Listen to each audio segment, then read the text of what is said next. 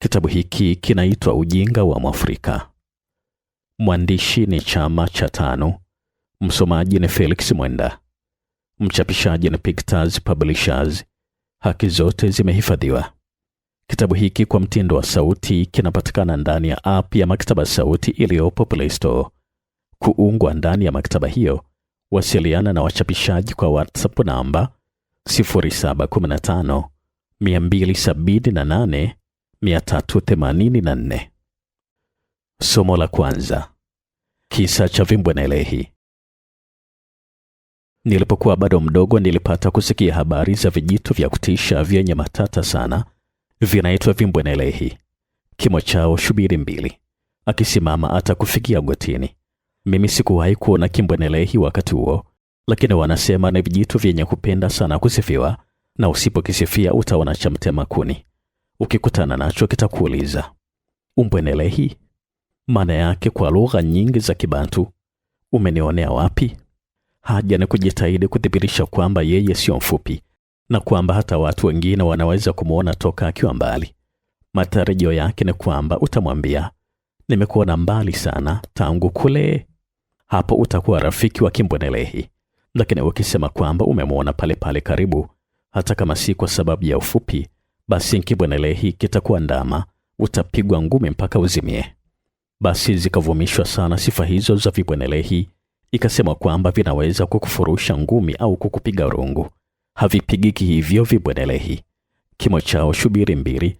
Hivi majuzi nilikuwa nikiwaza, vipi vijitu hivi urefu shubiri mbili vitakavyoweza kuwapiga majitu ngumi hadi wakazimia? Ngumi yenyewe itatoka wapi sasa? Kumbe yote haya yalitokana na hofu ya kijinga, hofu ile ile ya vibwengo ya maruhani ikaingia kwa vimbwenelehi. Mtu kaona vijitu vya ajabu akaanza kuviabudu. Kumbe kaona mbilikimo binadamu kama sisi, isipokuwa mfupi sana tu. Kudai kujitukuza ndio mwenendo wao.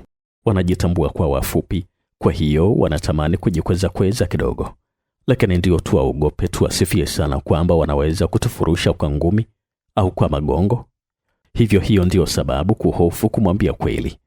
Kama kweli inapaswa kusema, tunampaka asali kimbwenelehi na kumwambia maneno ya kumpendeza wakati wote, tunaogopa asitupige gongo.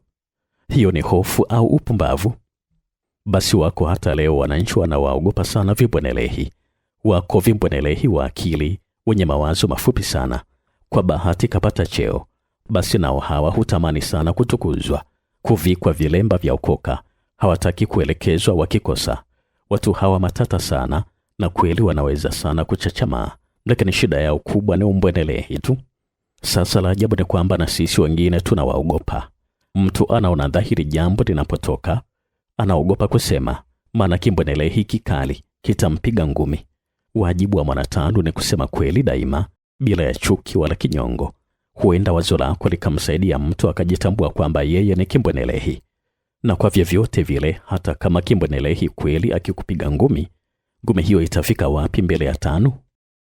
Somo la pili. Uchu wa Mzee Mikidadi. Nilipomaliza darasa la 6 nilichaguliwa kuingia la 7 katika shule ya boda, mbali sana na kwetu. Kufika kule nikafanya urafiki na kijana mwenzangu Juma Mikidadi, yeye kwao karibu na pale pale shule. Juma akawa rafiki yangu sana. Basi zikafika siku za Pasaka ambapo watoto watokao jirani huruhusiwa kwenda kwao. Juma hakutaka kwenda kwao peke yake, akaniomba twende wote. Tukaomba ruhusa kwa mkuu wa shule, tukaenda kwao kwa mapumziko ya siku 2. Mzee Mikidadi si mtu mdogo. Tulipofika akatushughulikia sana. Haukupita muda tukaona kuku anakamatwa, kapewa Juma kumchinja. Tukaona kwamba leo uhondo. Saa za kula zikafika, watoto wote tukakusanyika. Likatandikwa jamvi kubwa sana, sote tukaenea. Likaletwa sinia la wali na bakuli la nyama ya kuku. Nyama zimejaa tele. Mimi mgeni na tazama wenzangu wanavyofanya. Watoto wote wametulia kimya, wanamngojea Mzee Mikidadi. Mara Mzee Mikidadi kafika, kashika bakuli anatia mchuzi katika sinia la wali. Kuleni wanangu, sikukuu yenu hii. Mzee Mikidadi filikishi kinywani na bakuli kalisogeza miguuni pake. Basi sisi tunaendelea kula wali kwa mchuzi. Tumekula mpaka tunakaribia kushiba, lakini wali kwa mchuzi tu. Nyama hatujapewa bado.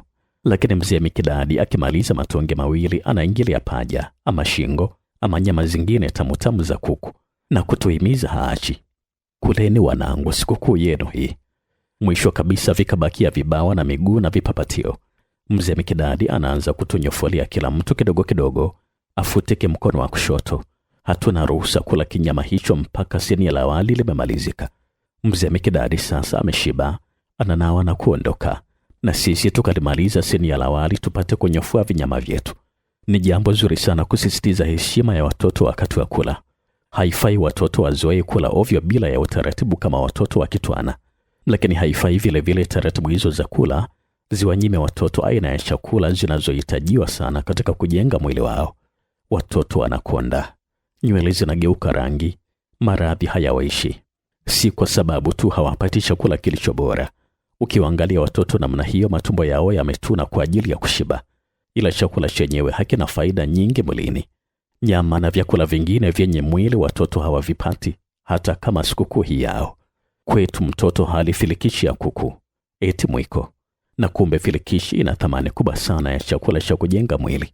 Anakula mzee Mikidadi, mifupa yake ishakomaa, haina haja ya kukua tena. Watoto wetu ndio watakao ijenga jamhuri hii. Tanzania hii ni yao wao. Tusiwanyime chakula bora kwa vizigizio vya kufunza adabu au vya mila zinazomfanya mzee Mikidadi ale nyama yote na watoto waambulie mchuzi. Kama sikukuu hii ni yao, basi lazima tuachie wafaidi na wapate faida ya chakula katika kujenga miili yao. Somo la 3. Minjuma na uchawi. Wako watu wanaoitwa wachawi au waganga. Mchawi na mganga kwa kawaida ni mtu yule yule mmoja. Akiroga huitwa mchawi, akigangua huitwa mganga. Watu hawa ni mafundi wa kukutia hofu au matumaini, na hofu hiyo ndiyo inayokufanya ugue au ufe. Na halafu watu akasema umerogwa. Au kama matumaini yako kwa bahati njema yakileta jawabu, mganga usifiwa sana, na wajinga ndio waliwao. Hutafutwa majitu yenye akili wakati wa hofu au matumaini, akili ikawapotea wakawa wapumbavu. Wakati huo mganga atamnyonya kiasi chochote atakacho. Bwana Minjuma alifanya kazi bomani kwa miaka mingi, akawa karani mkubwa. Halipiti neno bomani bila ya yeye kuwa na habari. Mara umepatikana uhuru, Minjuma akasikia kuwa nchi tutaendesha wenyewe. Minjuma alikuwa na rafiki yake Kesi. Katika mazungumzo yao siku moja wakaanza kusema habari za Watanzania watakaoshika vyeo vya kizungu. Minjuma tamaa imempata. Mimi nimefanya kazi kwa miaka 16. Haikosi sasa nitakuwa DC. Kesi kadakia. Hiyo kazi rahisi. Mimi namjua mganga. Jumamosi twende. Basi Jumamosi ikafika, wakapanda gari wanakwenda tafuta mganga Minjuma awe DC. Baada ya kushuka katika gari wakauchapa mwendo wa saa 3 nzima kwa mguu. Saa za magharibi wakafika kwa mganga Kisaka. Maneno ya mganga mengi, Minjuma akapata matumaini. Baada ya kuvalia mavazi yake ya ngozi ya mbega na kusema maneno ya kiajabu ajabu muda wa nusu saa nzima, Kisaka akamwahidi Minjuma kuwa Jumatatu UDC tayari. Lakini ujira wa kazi hiyo, ndama mweusi mwenye doa jeupe kichwani na chupa ya mafuta ya simba. Minjuma UDC anautaka, lakini mafuta ya simba hajui pa kuyapata, na anajua akiyatafuta yatamkawiza cheo. Kisaka akakubali Minjuma atoe fedha badala yake shilingi 300. Baada ya kutoa hizo, Minjuma akapewa dawa katika kichupa kidogo, akanyunyizia katika ofisi ya DC. Basi Minjuma hakutaka kulala, alitamani arudi usiku ule ule akanyunyia ile dawa, lakini wazee wakamsihi asitembe usiku. Hata hivyo Minjuma hakungoja kuche. Alfajiri akamwamsha rafiki yake Kesi waondoke wakaifanya ile kazi. Adhuhuri wakafika nyumbani. Minjuma hakutaka hata kunawa maji au kuwasalimu watoto. Akaenda moja kwa moja hadi ofisi ya DC. Siku yenyewe Jumapili. Hakuna wafanyakazi bomani isipokuwa askari wanaoangalia nyumba, nao wako nje. Minjuma akapata nafasi nzuri ya kunyunyizia dawa yake. Sasa ana imani kamili kwa kesho Jumatatu kesha kuwa DC. Basi usiku huo hakulala. Anafikiria jinsi atakavyokalia kiti cha DC na jinsi atakavyotoa amri za kubadilisha mipango ya kikoloni na mambo chungu mzima. Jumatatu ikafika. Saa 2 inakuja simu kutoka Dar es Salaam. Nataka kuzungumza na Bwana Minjuma. Minjuma akaona mambo yameiva. Kumbe anaambiwa kwamba DC mpya anafika leo kwa ndege, aende kiwanjani kumpokea. Kesi akamtoa wasiwasi. Lazima umevunja mwiko. Na badala ya kujiona wapumbavu akaamua kujaribu tena kwa mganga mwingine. Minjuma kesha haribika akili. Pamoja na akili yote alionayo, Minjuma hafikiri kuwa jambo lile ni ulaghai. Kama udisi ungewezekana kupatikana namna hiyo, kwa nini Kisaka asiuchukue? Au hata Kesi anayemjua sana Kisaka? Vipi mtu anaweza kuwafanya wengine wakawa watu wakubwa sana? Yeye mwenyewe anaishi porini na katika hali dhariri, hata kodi ikamshinda. Ila watu kama Minjuma ni wajinga. Badala ya kuongeza juhudi kazi yake ionekane, anatupa fedha nyingi kutafuta ukubwa, na wajinga ndio wali wao. Somo la 4. Kingo mramba asali. Yuko mnyama mmoja mdogo kama paka, chakula chake asali, naye daima huishi mwituni. Ana mkia mrefu wenye manyoya mengi. Usipomjua utadhani mkia wake ni mnene kuliko mwili, kumbe ni manyoya tu. Kwetu mnyama huyu humuita Kingo, na walaji wake wa asali una vitimbi vya ajabu. Kingo ataingiza kia lake katika mzinga wa nyuki, mara nyuki watamwandama na kumuuma, lakini miba yao yote huitolea katika manyoya. Mkia wenyewe wa Kingo haupati uchungu wowote. Atasubiri mpaka wamemuuma maelfu mengi, hapo tena ataotoa mkia wake na kwenda mahali mbali kidogo kukung'uta. Atarudia tena, atatoa maelfu na tena mpaka nyuki wote wale askari wamekwisha katika mzinga. Hapo tena huangusha kicheko, akaingia katika mzinga kuramba asali mpaka ikauke. Mzinga ukikauka ataondoka kwenda kutafuta mzinga mwingine. Maisha yake ni hivyo hivyo, miaka nenda miaka rudi. Wala si ajabu maisha hayo kwa mnyama kama Kingo. Bado sisi humsifia Kingo ujanja kwa kuwadanganya nyuki kwa kia lake. Lakini unapona binadamu naye anaishi kwa kuramba asali, miaka nenda miaka rudi, basi lazima binadamu huyo ana walakini. Na kwa bahati mbaya tunao binadamu namna hiyo, tena humu katika Tanzania. Mwanamume atatoka kwenda kutafuta asali. Si asali ya kuuza na kujipatia fedha, la, bali asali ya kuramba. Atatimka kwenda porini. Huko atakutana na wenziwe. Kundi zima litaelekea porini. Wakiufuma mzinga wa nyuki utasikia vicheko na kelele, vile vile kama yule mnyama Kingo anavyofanya. Na hawaondoki hapo mpaka mzinga umekauka. Na ukikauka hawarudi nyumbani, bali watazidi kutoka porini kutafuta mzinga mwingine. Itapita miezi 3, 4, 5 mpaka miezi 6. Wanaume wako porini wanaramba asali. Nyumbani watoto watazaliwa, watakufa. Kina baba wanaramba asali. Ukiwaona wananchi hao wanarudi nyumbani baada ya miezi 6 mikono mitupu, ila matamba yao waliovaa yameshanika zaidi shauri ya kufukuza nyuki. Ndipo utakapotambua kwamba tuko nyuma. Wala si wao tu, ndugu zetu wa Tindiga mpaka sasa hawajui kulima. Huenda wakachimba mizizi ya Mungu na matunda ya porini, ndio chakula chao toka asili ya mababu zao. Kama tunawapenda wananchi hawa, hatuwezi kukubali kuacha waishi maisha hayo, maana ni Watanzania hawa. Wajibu wetu ni kuwashika mikono kwa kila njia na kuwagutusha katika usingizi wao, tuwavute wapate maendeleo kama sisi wengine, au hata na kuzidi. Somo la 5. Kumbi na kumbinga.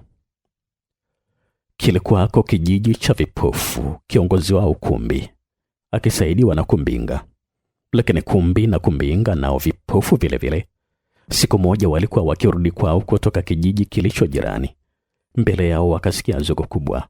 Kumbe mashujaa wamemuua tembo kwa mishale, na sasa watu kadhaa wake kwa waume na watoto wamejumuika kumwangalia na kushangaa juu ya ukubwa wa tembo. Kumbi na Kumbinga nao wakakaribia. Walikuwa wamesikia sasa habari za tembo, na waliposikia kwa kelele za watu kwamba yupo tembo kauawa, wakaona hii ndio nafasi yao ya kumfahamu tembo vizuri. Basi wakamsogelea Kumbi upande wa bavuni, na Kumbinga akalivamia sikio. Wakaanza kupapasa ili wamfahamu tembo vizuri. Kumbi akapapasa muda mrefu, akaona kana kwamba ubavu wa tembo hauna mwisho. Basi aliporidhika kwamba amefahamu kiasi cha kutosha habari za tembo, akamuita mwenzake Kumbi, akasema, sasa nafahamu kwamba kumbe ndovu anafanana sana na ukuta. Kumbinga akashangaa, maana yeye alikuwa anapapasa sikio, na ingawa sikio la ndovu ni kubwa sana, lakini hata kuja macho anajua kwamba halifanani na ukuta. Akarudia tena kupapasa kulizunguka sikio lote. Hata alipomaliza akamwita mwenzake Kumbi akamwambia, ndovu hafanani na ukuta. Sasa nafahamu kuwa ndovu anafanana na ungo mkubwa. Basi Kumbi na Kumbinga wakazozana sana. Huyu anasema kuwa ndovu anafanana na ukuta na huyu anasema kuwa anafanana na ungo. Zogo likazidi, hata wale walio na macho wakatamani kuwasaidia kuwaelekeza jinsi ndovu alivyo, lakini hawakukubali, maana kila mmoja wao alijiona anajua sana. Ikawa wananchi wale badala ya kuwahurumia Kumbi na Kumbinga upofu wao, wakawacheka tu walipokuwa wakizozana. Hatimaye Kumbi na Kumbinga wakaondoka kurudi kwao, kila mmoja na mawazo yake. Walipofika nyumbani kwao wakaanza kueleza hadithi yao. Kila mmoja akaeleza jinsi tembo alivyo. Kumbi anaeleza jinsi alivyo kama ukuta na Kumbinga anaeleza jinsi alivyo kama ungo. Na kwa kuwa mji wao ni mji wa vipofu, hawakuweza kudadisi sana tofauti zilizokuwako. Basi ikawa huyu kaelewa ya Kumbi, mwingine kaelewa ya Kumbinga, na wengine hawakuelewa lolote. Ni dhahiri kwamba juu ya jitihada za Kumbi na Kumbinga kumpapasa ndovu ili wamfahamu vizuri, na kwa kweli ingawa walimshika mikononi, lakini hawakuweza kumfahamu ndovu. Ndovu hafanani na ungo wala na ukuta. Kilichofanya wafikirie hivyo ni upofu. Hawaoni. Lakini si upofu peke yake, vile vile ni kujidai kujua na kukataa kusikiliza ya wanaoona. Laiti Kumbi na Kumbinga wangalisikiliza maelezo ya wale waliokuwa wanaona, wangalifahamu kuwa kila mtu kapapasa sehemu tofauti, na pengine wangalilielewa zaidi umbo la ndovu. Lakini kwa kuwa walijiona kwamba wanafahamu, wakakataa kuelekezwa, basi wakajipoteza wenyewe na wananchi wote wa kijiji chao. Na sisi kadhalika, ujinga ni kama upofu. Watu kadhaa katika kila 100 hawajui kusoma wala kuandika. Na tunao bado viongozi ambao nao hawajui kusoma wala kuandika. Nao pia ni kama vipofu. Lakini wanaweza kupapasa na kuelekezwa. Wakaweza kufahamu mambo mengi. Wasipokubali hivyo, wanaweza wakajipoteza wao na kuwapoteza wananchi wengine kadhaa walio vipofu kama wao. Tukiwa viongozi haifai kupapasa mambo na kufikiri tu kwamba tunajua sana bila ya kujali kuelekezwa na wengine wanaojua zaidi. Kwa mfano, wakati wa kulieleza azimio tumewasikia wengine wakisema kwamba azimio linatukataza tusijiongezee uchumi. Wengine wanasema azimio linatukataza tusifanye kazi mbili. Na wengine wanasema azimio linatukataza tusijenge majumba. Maneno yote haya hayatoshi kama yalivyo. Yanahitaji maelezo zaidi, na kuyatamka hivyo ni sawa kabisa na kumpapasa ndovu na kusema anafanana na ukuta. Huko ni kutokujua. Ni upofu. Na dalili ya viongozi wasiofahamu ni kubishana wao kwa wao.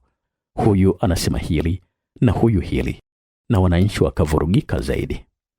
Na katika Tanzania, ingawa wengi wetu hatuna elimu, lakini yatupasa tudadisi na kuuliza zaidi na kukubali kuelekezwa na wale wenzetu wachache wanaofahamu zaidi.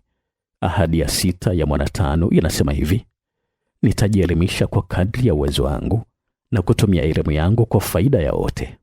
Sisi tulio viongozi tunapaswa zaidi kuitimiza ahadi hiyo. Somo la 6. Taa ya mchana. Mtu akitembea usiku katika njia yenye giza hushika taa imsaidie kumulika njia asije akajikwaa au akakanyaga joka. Hilo ni jambo linalostahili. Lakini mtu akitembea na taa inayowaka mchana wakati ambapo hakuna giza, bila shaka mtu huyo tutamuita mwehu. Kadhalika koti la mvua hustahili kuvaliwa kwa wakati wake, yani mvua inaponyesha au haidhuru kama kuna dalili ya mvua. Lakini mtu akivaa koti la mvua wakati wa jua kali wala hakuna dalili ya mvua, basi mtu huyo ni juha. Kwanza hapendezi. Na pajama huvaliwa chumbani wakati wa kulala. Ukimwona mtu kakuvalia pajama ofisini, basi mtu huyu ana dalili za kichaa.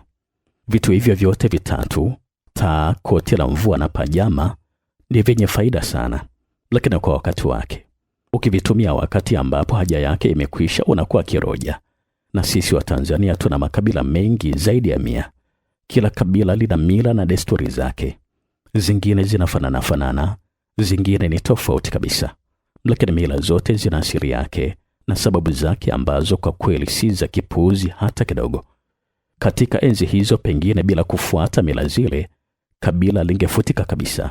Kwa hiyo haifai mtu kupuuza thamani yake kwa wakati ule. Mtu anayeipuuza taa wakati wa usiku hajui shida. Linalopasa kuulizwa sasa ni kwamba mchana unapofika tuendelee kununua mafuta na kuwasha taa? Kwa mfano, zamani makabila yetu ya Tanzania yalikuwa yakipigana wenyewe kwa wenyewe. Kabila moja linapoona mwananchi wa kabila jingine huwa vita tu, basi ilibidi kila kabila liwe na kitambulisho, ili mtu anapokutana na mtu mwingine wa kabila lake watambuane, na wanapokutana na adui wajue vya kufanya, kama kujificha ama kushambulia. Ni sawasawa na uniform za askari zinavyotumiwa sasa, lakini enzi zile hakukuwa na nguo. Kwa hiyo ili walazimu watu wajitie alama mbalimbali katika mili yao. Ikawa wa Makonde wanajichanja shale, na baadhi ya wanawake kujitoboa midomo. Wakuria wanajichana masikio, Wagogo wanang'oa meno na kadhalika. Kila mtu anafahamu alama ya kabila lake. Hayo yalikuwa na faida kubwa kwa wakati wake. Lakini leo je? Ingawa tunajivunia sana makabila ya Tanzania, lakini tumeunganishwa kindugu na TANU na Afro Shirazi. Uhasama hakuna tena. Tunajitambua kuwa taifa moja. Bado iko sababu ya kujitia uniform, kujichanja machari au kujichana masikio, au kung'oa meno au kujitoboa midomo? Huo ni ujuha. Sawa na kutembea na taa inayowaka wakati wa jua kali saa 6 za mchana. Wamasai kwa jadi yao walikuwa wakiishi peke yao kabisa katika mbuga ambako maji yalikuwa taabu sana. Basi kwa kuwa maji yalikuwa taabu, walikuwa wamelazimika kutafuta njia za kuonekana wanapendeza hata bila ya kuoga maji. Wakagundua njia ya kujipaka aina ya udongo unaoitwa olkaria.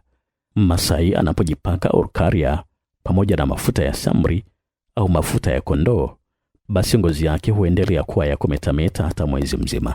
Wakageuka mtindo ule kuwa mila mpaka leo. Lakini leo hali ni tofauti sana. Sehemu nyingi za Wamasai sasa zina maji. Tena Wamasai hawaishi peke yao, wanachanganyika na Watanzania wengine. Kuendelea kujipaka udongo badala ya kuoga katika karne ya leo ni sawa kabisa na yule mpumbavu anayevaa koti la mvua wakati wa kiangazi. Tena mila zingine kwa kweli ni za zamani mno. Zamani wakati wa Tanzania tulipokuwa hatujui bado kuvaa nguo, tena si zamani sana, Wamasai walikuwa wametutangulia sana. Wao walikuwa wameshastaarabika zaidi, wanavaa ngozi. Lakini ngozi yenyewe ni ndogo, haitoshi mwili mzima. Kwa hiyo alikuwa lazima avae sehemu tu ya mwili na sehemu nyingine zibaki wazi. Leo nguo ziko nyingi tena kubwa. Lakini hata Masai akiipata nguo anaivaa namna ile ile kama alivyokuwa akivaa ngozi. Hii ni sawa na kuvaa pajama ofisini, si mahala pake. Watanzania tunapenda sana mila zetu, na serikali ina wajibu wa kuzihifadhi mila zile zilizo na sababu nzuri. Lakini wajibu mkubwa zaidi wa serikali ni kuinua hali ya maisha ya makabila yote ya Tanzania pamoja na Wamasai kufikia hali inayostahili katika karne hii.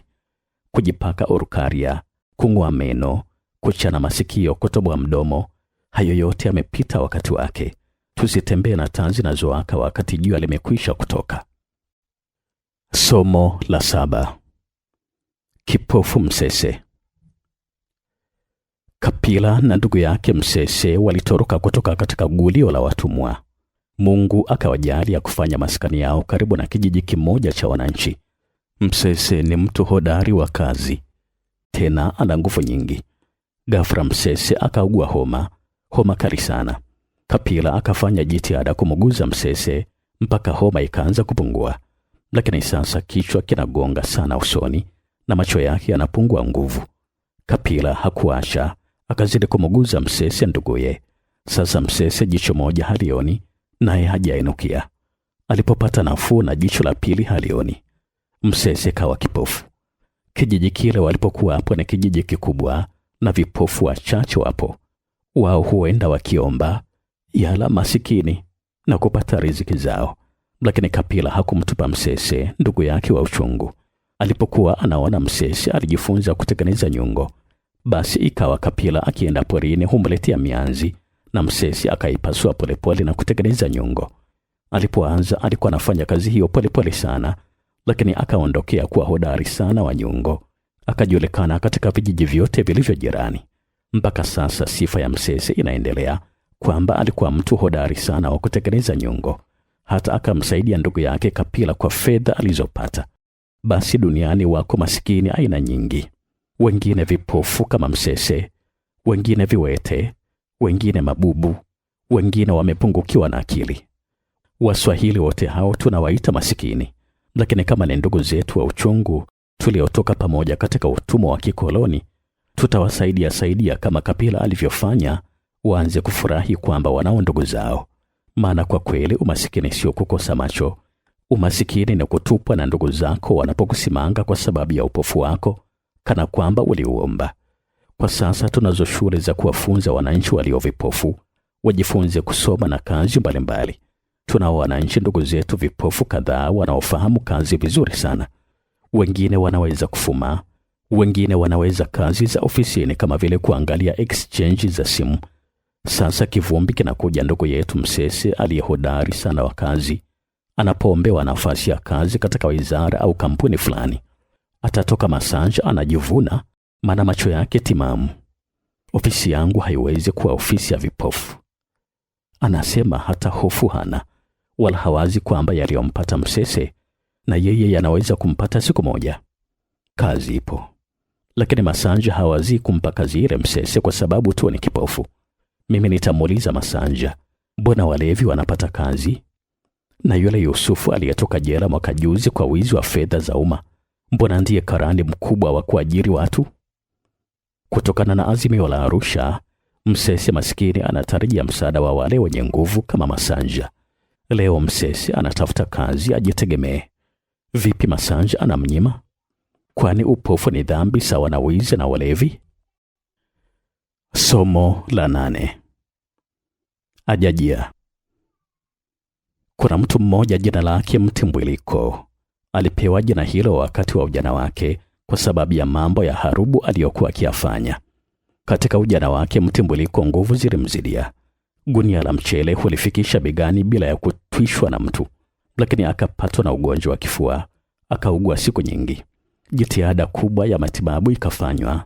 Mtimbwiliko akanusurika, lakini shingo na mgongo vimepindika. Kaota kibiongo. Leo kuinua kikapu cha mihogo hawezi.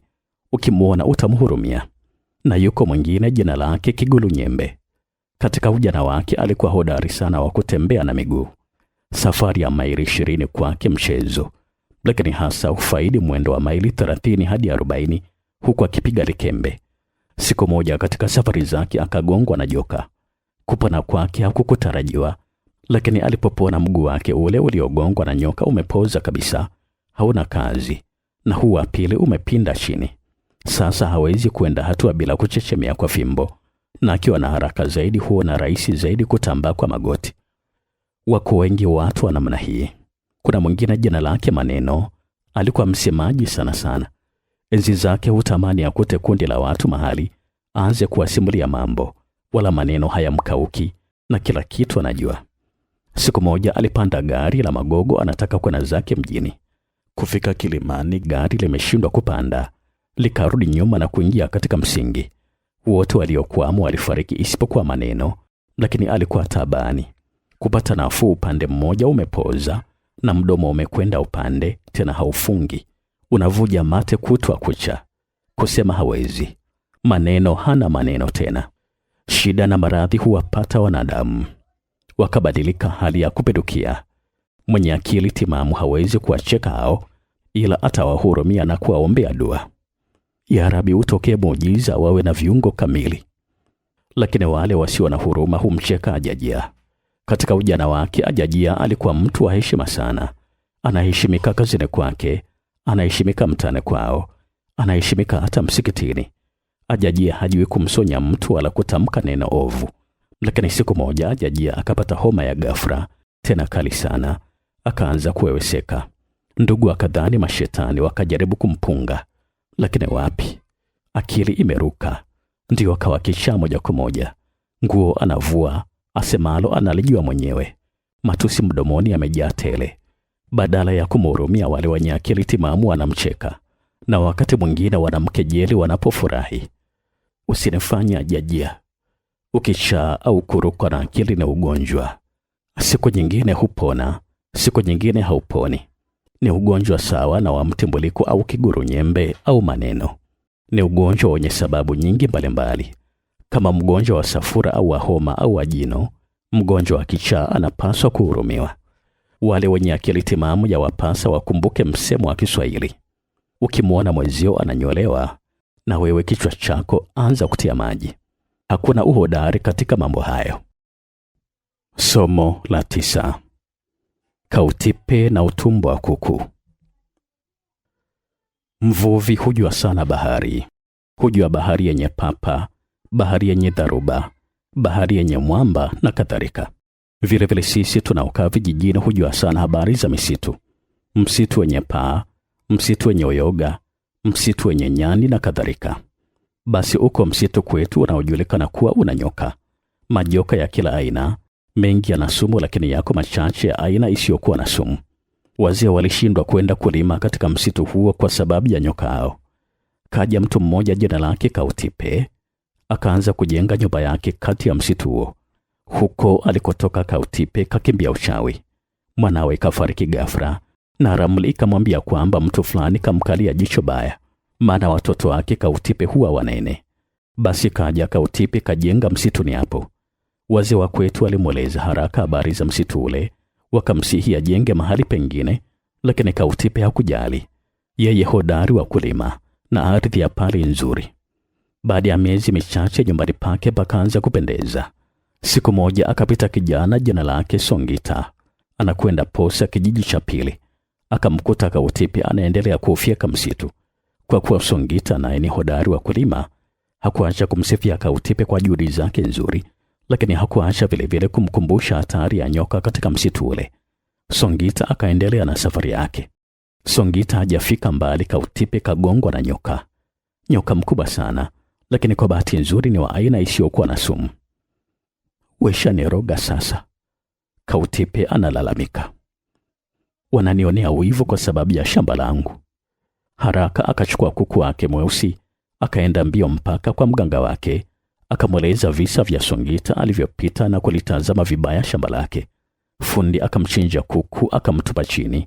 Kwa machungu ya kufa akajigeuza mpaka akaelekea kule Kautipe alipotokea. Unaona, ubaya uko huko unakotoka. Fundi akampasua kuku, akakuta utumbo wake mweusi sana. Unaona, sumu yote imeingia tumboni. Ungechelewa yangekukuta hayo. Kumbe kuku masikini jana kala zambarau. Fundi akamtemea mate, akamhakikisha kwamba kila kitu salama. Kautipe anaamini kuwa Songita alijaribu kumroga, lakini kashindwa. Ndiyo kukwama huko. Mtu anakaa katikati ya nyoka wasimuume, wakimuuma karogwa. Na akina Kautipe wako hao wamekwama.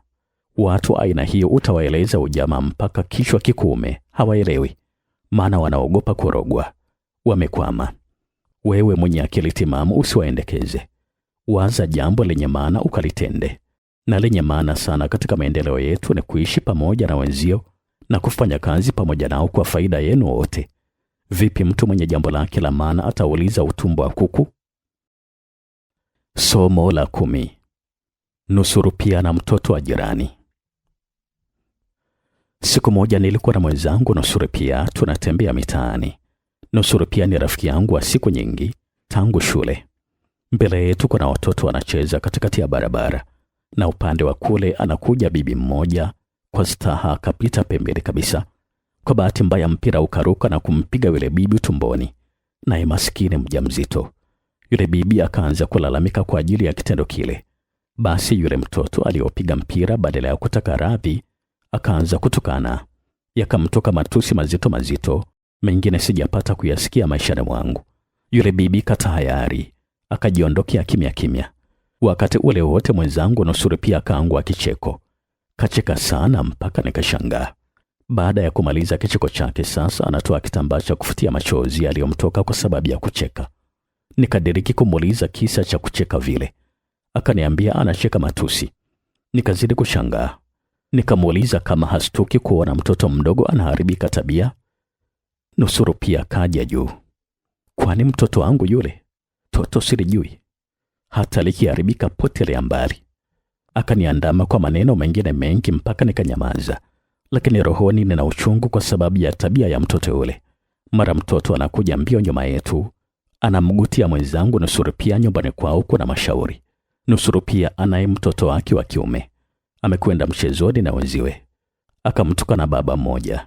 Baba yule hakukubali, akamshika akamcharaza fimbo barabara. Sasa amemleta nyumbani kusikia maneno ya baba yake. Tukarudi mpaka kwa Nusuru pia.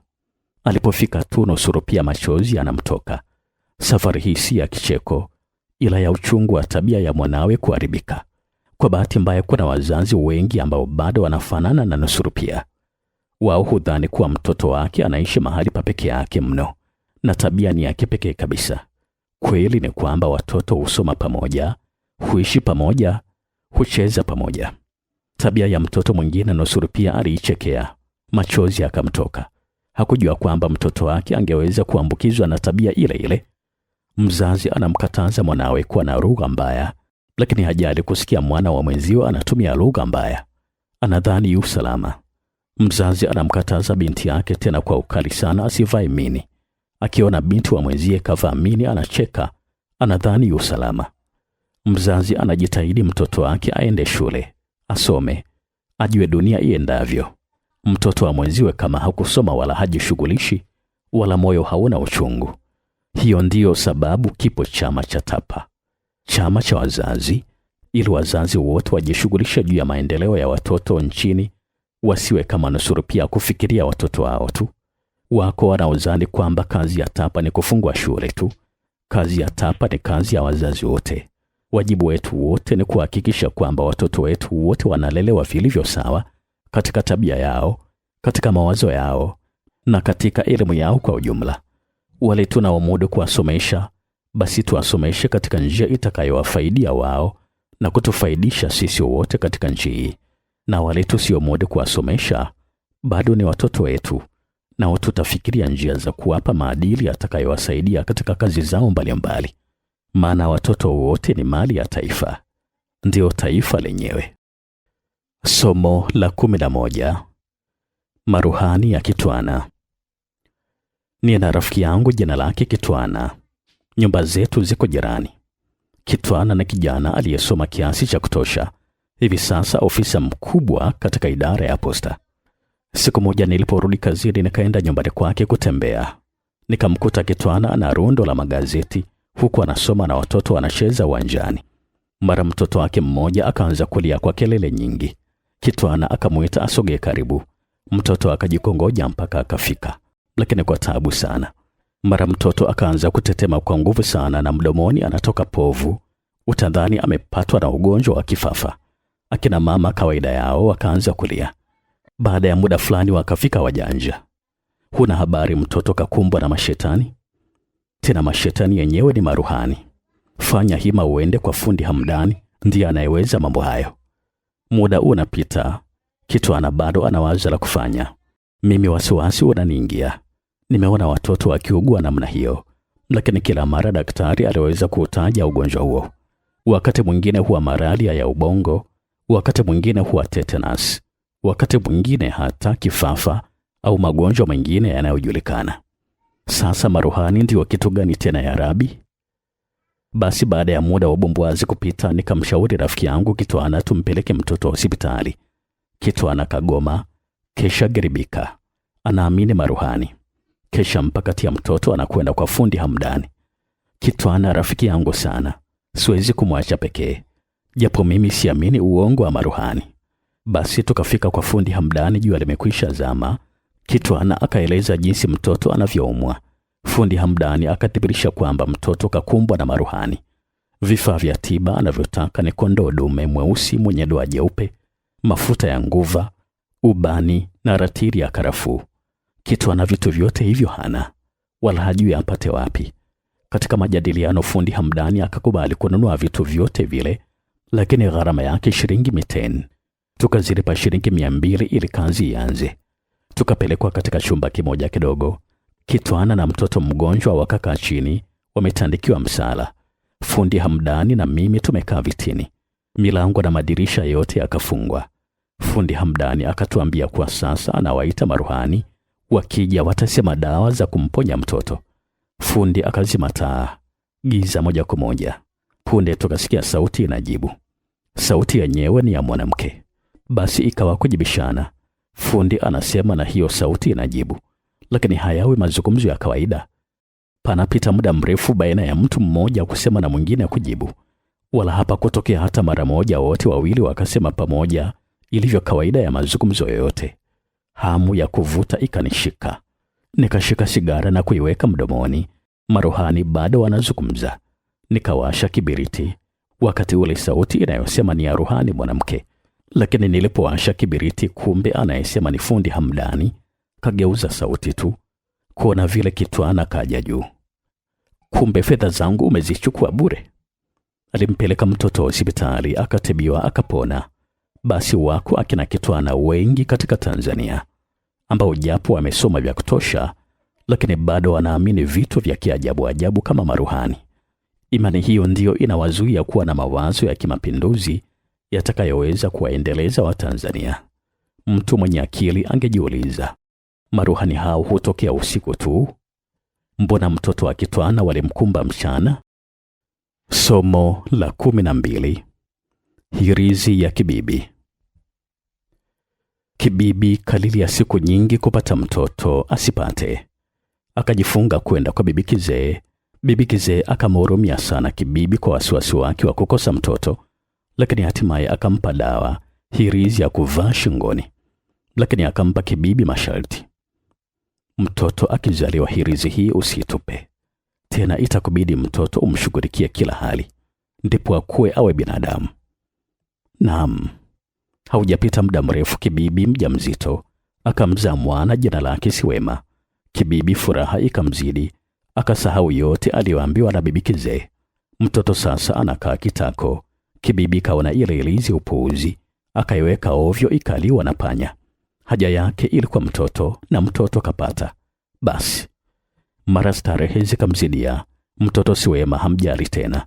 Kukisha kashika hili, jioni kashika hili, na Siwema anazidi kuendelea kukua. Mwaka wa kwanza Siwema hawezi kusema wala kutembea, lakini anazidi kukua. Mpaka mwaka wa pili bado Siwema hawezi kutembea wala kusema. Wakati wote kibibi amesahau kabisa miiko aliyopewa na bibi kizee. Mwaka wa tatu bado mtoto Jeta hatembei wala hasemi, lakini kimo chake kinaendelea mbele tu. Kibibi sasa kaanza kulaumu. Mtoto gani huyu? Ukimwona umbile kubwa lakini hajui kusema wala kutembea. Hata mwaka wa 4, wa 5 na wa 6 na wa 7. Mwaka wa 8 akili ikamjia kibibi, akakumbuka ile hirizi aliyoipoteza. Akalia sana, lakini haikumfaa kitu mpaka aliporudi kwa bibi kizee kutafuta dawa ya kumfanya Siwema atembee na aseme. Maana bila hivyo mtoto aliyemwomba kibibi hana faida. Zamani tulijililia sana kujitawala. Tulililia, tukafunga, tukagoma katika juhudi za kudai uhuru. Ndiye mtoto kibibi aliyemtafuta kwa hirizi, na hirizi tuliipata katika umoja wetu. Hirizi yetu ilikuwa TANU na Afro Shirazi. Lakini ingawa kweli tulipounda TANU mwaka 1954, shabaha yetu ilikuwa kujitawala, kupata uhuru, lakini kujitawala huku hakukuwa mwisho wa safari. Safari yenyewe ilikuwa kujitafutia maendeleo sisi wenyewe, na kwa maendeleo hayo kutafuta heshima ya Mwafrika iliyopotea kwa sababu ya kutawaliwa. Ndiyo masharti ya kuzaliwa mtoto uhuru. Ila tangu tumejitawala, wako walioitupa hirizi. Uhuru tumeupata. Kumebaki nini tena? Siwema japo alikuwa kimo alishindwa kusema na kutembea kwa sababu mama yake kibibi alitupa hirizi. Na sisi tunatimiza mwaka wa 10 toka uhuru wa Tanzania bara. Dhahiri hali yetu imebadilika. Siku hizi watu wanapendeza zaidi, kaniki hazionekani, kuna raha zaidi. Sasa kabwela halipi kodi ya kishenzi. Yote hayo ni matunda ya kuzaliwa uhuru. Ziko dalili za mtoto huyu kukua kimo, lakini mazingira je? Jembe bado lile lile. Banda la kuishi bado lile lile pamoja na mbuzi na kuku. Shamba bado lile lile. Na mawazo bado yale yale ya kuuliza utumbo wa kuku mtoto anapoumwa homa ya mbu. Tumeisahau hirizi, TANU na maagizo yake ya umoja na ushirikiano wa vijijini. Maana tulidai uhuru tujipatia maendeleo kwa jasho letu wenyewe. Huu ni mwaka wa 10, si wiki ya 10. Je, maendeleo yako binafsi na ya kijiji chako yanafanana na maendeleo ya miaka 10 ya uhuru? Na huu ndio mwisho wa kitabu chetu cha Ujinga wa Mwafrika. Mimi naitwa Felix Mwenda.